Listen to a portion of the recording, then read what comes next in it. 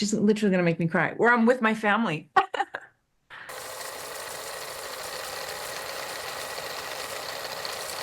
My name's Jordan Bohan here with Real Talk and Reviews. I'm so excited to speak with you today. I just finished episode 7 last night, and it might be my favorite episode of television of all time now. It is Wow. Thank it is you. Wow. so good. Julianne, this is a real shining moment for your character, and I think as well in episode 2, when she's kind of having that conversation with her son about what heaven looks like, I was tearing up. Oh, And he kind of describes it as everything here, but with more horses. And I think that was just such a beautiful moment. So I was curious. Is that what I said? That's what your son says. Yes. Oh my God. It's Yeah. so That was sweet. so sad. That was a killer. Because yeah. I was trying not to like get too upset because it's your son and you need to be the mom and you need to make sure he's okay. But the directors were off camera being like to the actor, to the little boy, like, say, will you be there? I mean, they were saying like the darkest, saddest shit you've ever imagined. And I was just like, no, I'm just over here, just not crying. Oh, yeah, that scene was beautiful. She did an incredible job.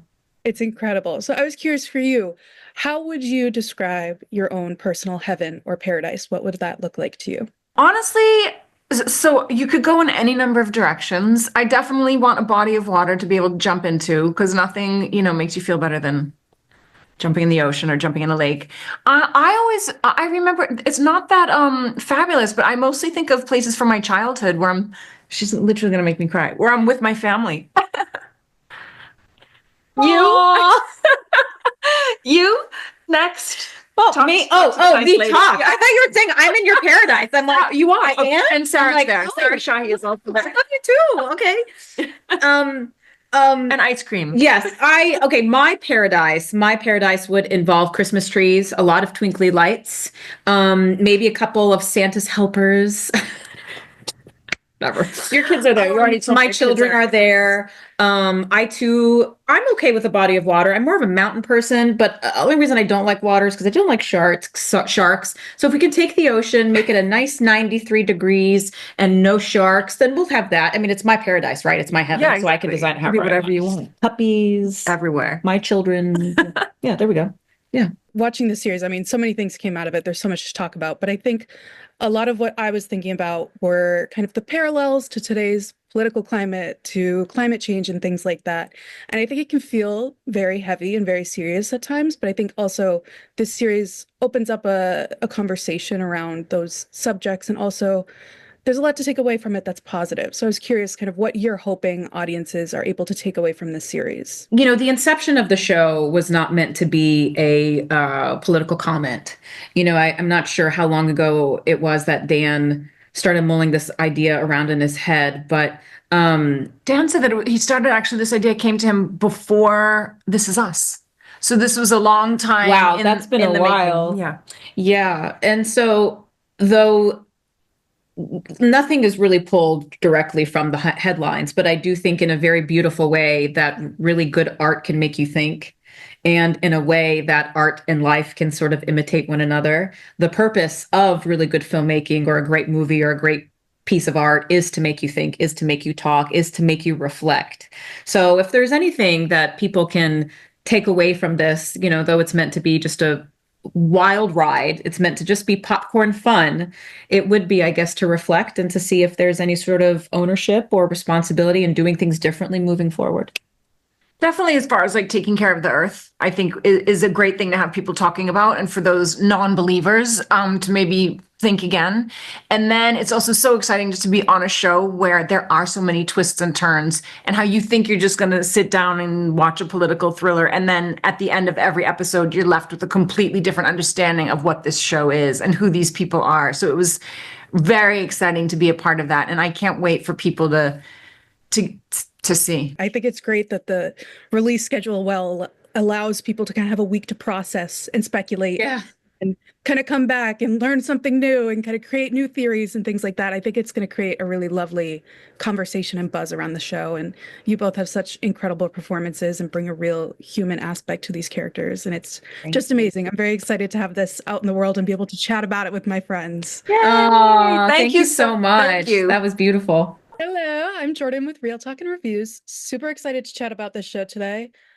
I think episode 7 has to be one of my top episodes of television I've ever seen. Incredible. While reading the script, there's so many twists and turns. What was one moment for each of you where your jaws just dropped, that you did not believe what you were seeing? I would say, if we're going to talk about episode 7, I mean, the very last scenes where we are evacuating the White House, the choppers are trying to land, the people are rushing forward, Robinson grabs the gun and just starts laying into people. And you just realize, like, this is mayhem. This is Yeah. absolute mayhem. And as Krys, read this, I was both so filled with excitement and also so filled with dread. When you get material that good, it just feels like you've been asked to climb Everest.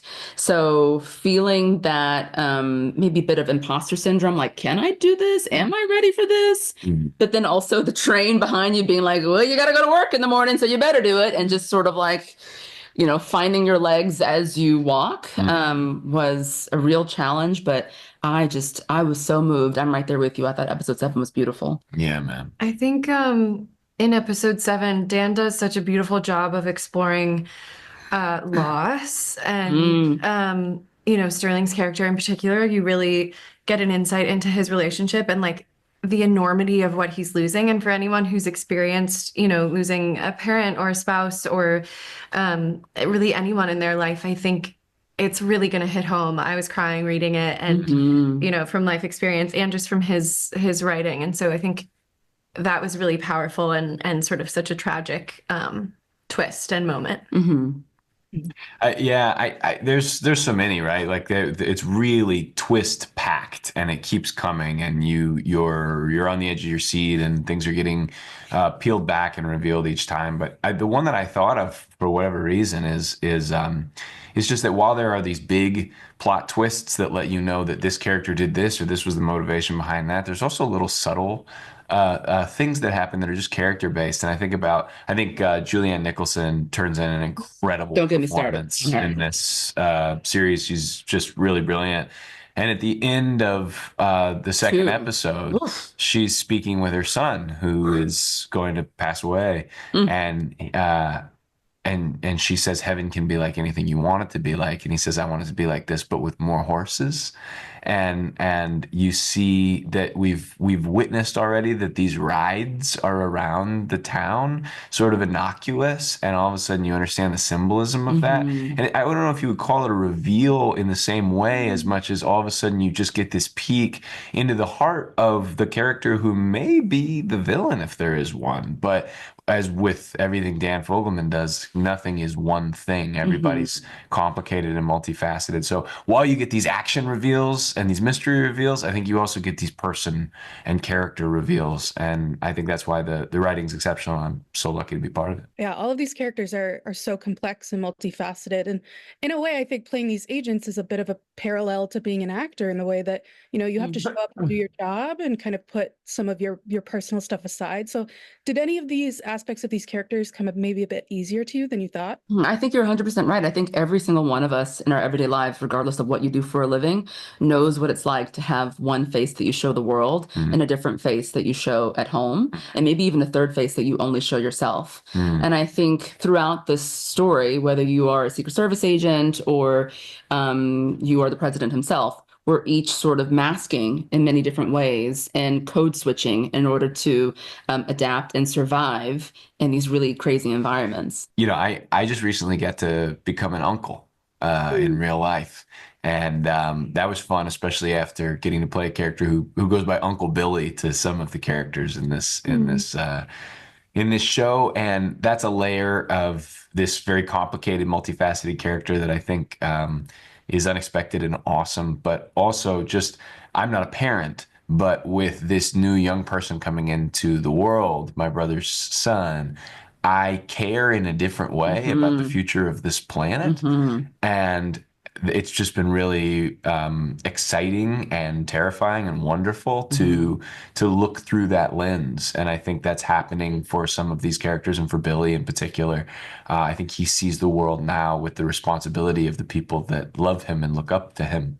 And it changes everything, right? And that's, again, the subtle twists on top of the complicated ones. Thank you so much for taking the time. I really appreciate it. I cannot wait until the show is out and in the world. I think people are going to absolutely love it. I hope so. Thank you so much.